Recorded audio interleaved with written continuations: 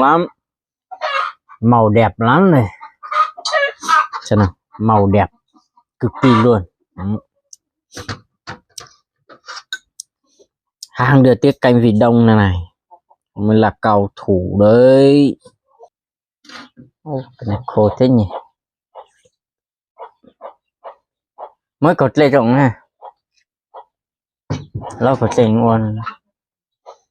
Mời cả nhà ăn tiết canh vịt với mình nha. Đấy, hôm nay là có 3 bát tiết canh vịt rất là đông luôn. Rồi này là nước chén, còn có chanh, cái gan nó giá.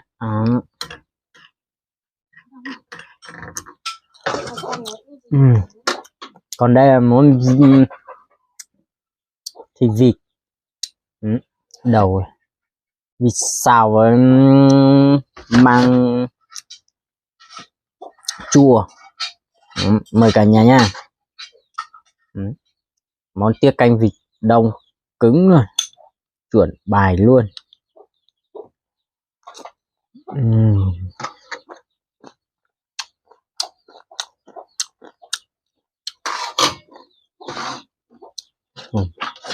Ướt mình đi đâu.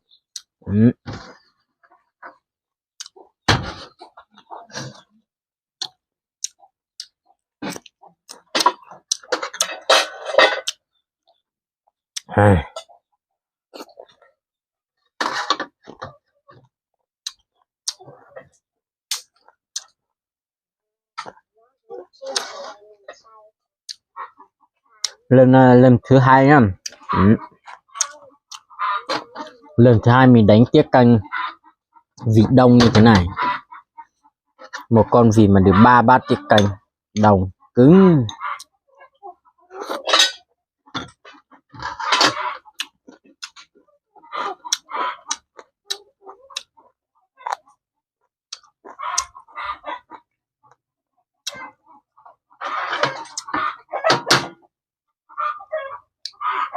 Miếng thịt xem.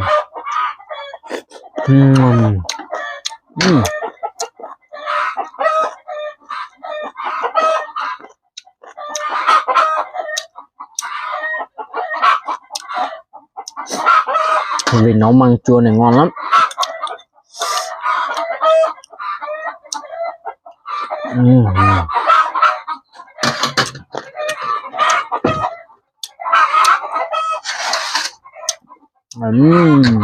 Mời cả nhà ăn.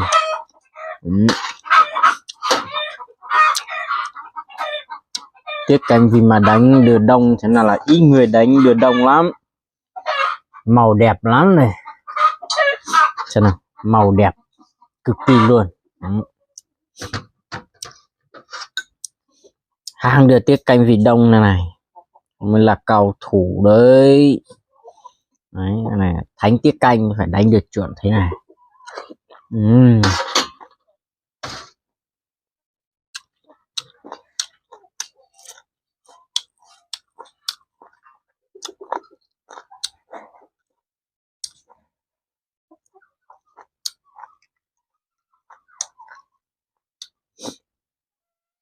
Chấm vịt đấy, hai cái chân này. Đây là cái phao câu nha. Ôi rồi, cái phao câu vịt này ngon lắm đấy, làm miếng thử xem.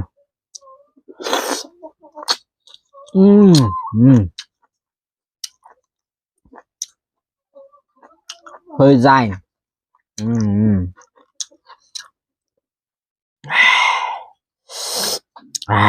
Mời cả nhà nha. Đấy.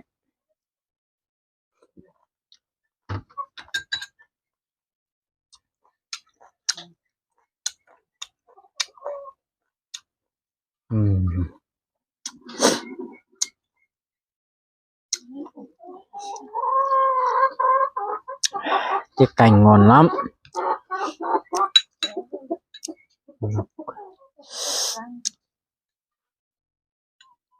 Ôi à.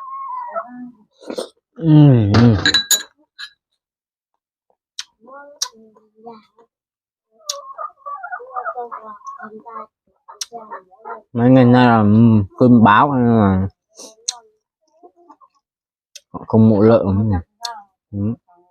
Làm tiết canh vịt quả tin nha.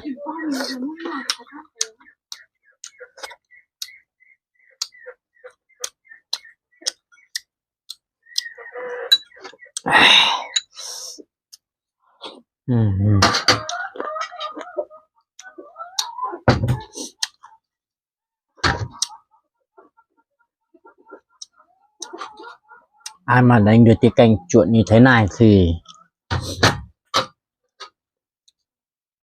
comment xuống dưới phần bình luận cho mình biết nha. Để xem có bao nhiêu cao thủ đánh tiết canh vịt chuột.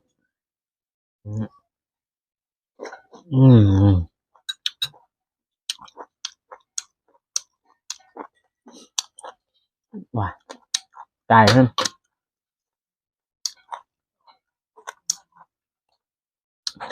Trong bát canh này là mình cho cái ớt xanh mình bằng hết rồi.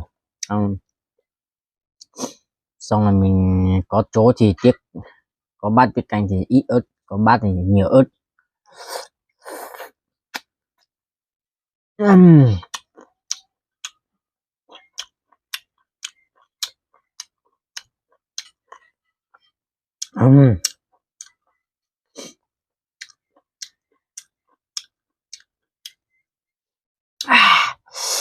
Ngon.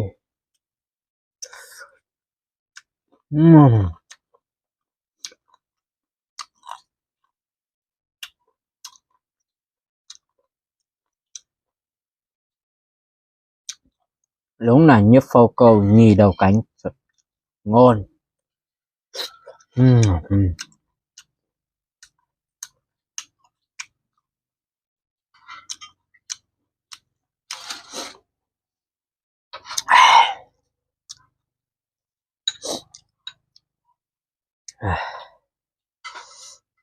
Mời cả nhà nha. Đấy.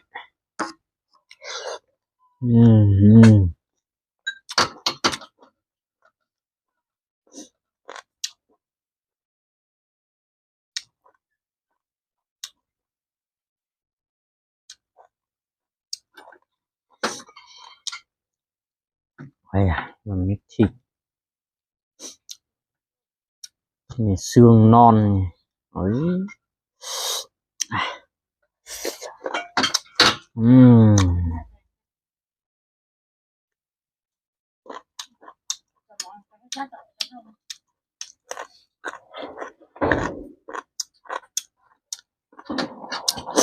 Ngon vãi.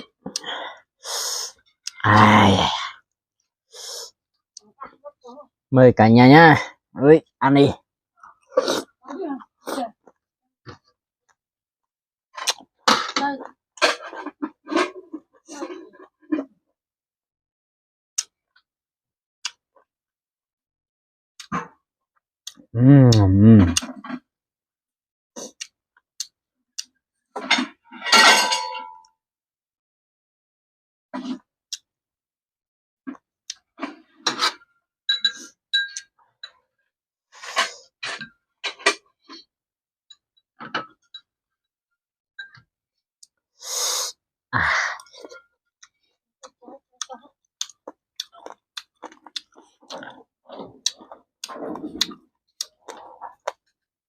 Một bên mỏ.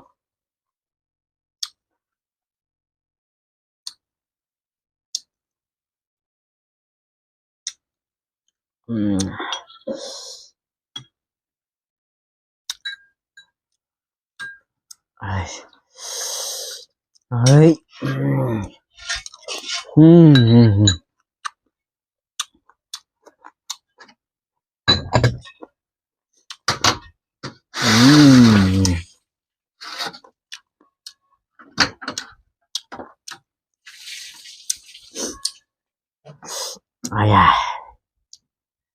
Mời cả nhà ăn miếng xương. Đấy. Ngon vãi.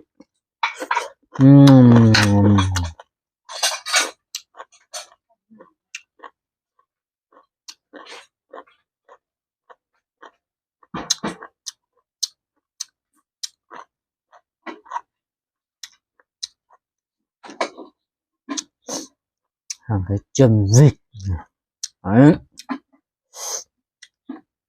Làm cái chân này.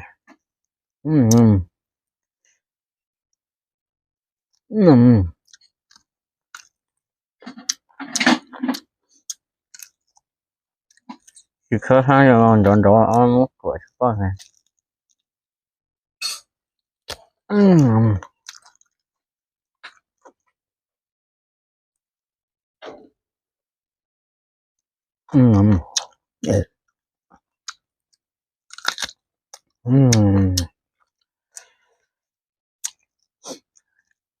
Cái chân này phải mang đi hầm rồi, cứng lắm,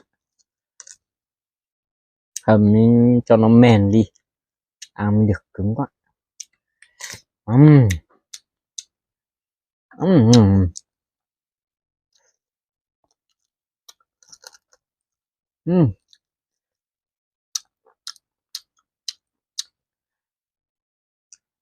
Với đi mà thì cho ăn, cứng quá.